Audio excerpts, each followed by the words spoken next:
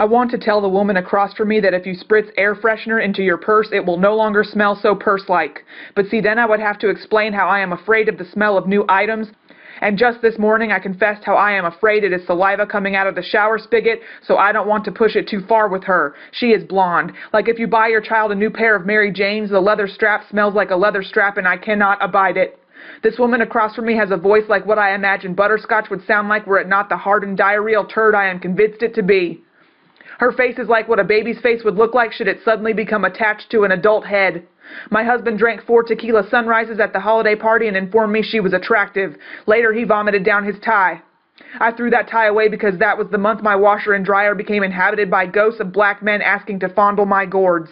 It is not possible to babyfy your face. I have looked it up. Sometimes I think about taping a photo of this woman over my face during alone time with my husband. You have to be creative in a marriage sometimes. But the only photo I have of her is from her Christmas card. She is holding her child and wearing antlers, and I am afraid that is too much stimulant for my husband. This woman eats live cucumber. I have seen it with my own eyes. On occasion, I have convinced this woman to venture out and eat lunch with me. I like the Olive Garden, but this woman prefers Outback.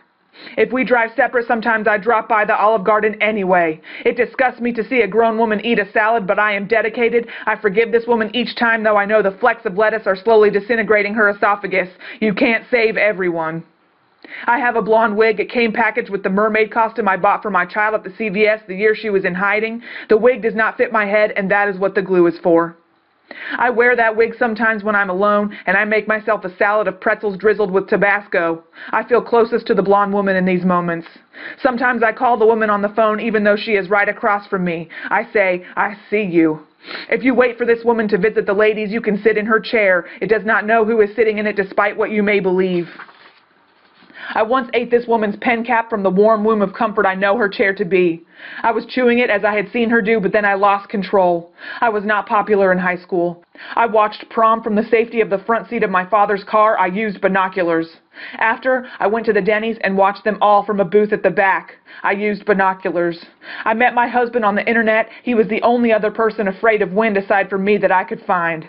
During our first lunch, this woman held me while I cried. Wind had touched my face on the walk to the car, and I knew that meant a cartoon demon had molested me. For Christmas, this woman gave me a satchel of potpourri. There was no card, and I was embarrassed for her. Regardless, I ate it all on the drive home.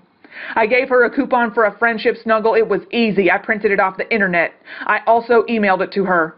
She has not cashed it in, but every day is a new day. I guess I love this woman. It gnaws at me. But see, it's got to where these days I can't tell what's worth confessing anymore.